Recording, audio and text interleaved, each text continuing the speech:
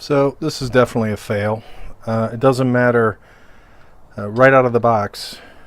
The grooves from the printing on here and the grooves from the printing here, this is the smoothest I could get it.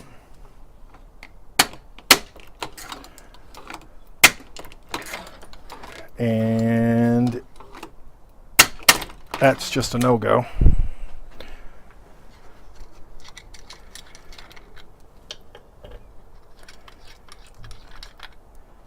So I don't care how I tried to smooth this out, nothing worked.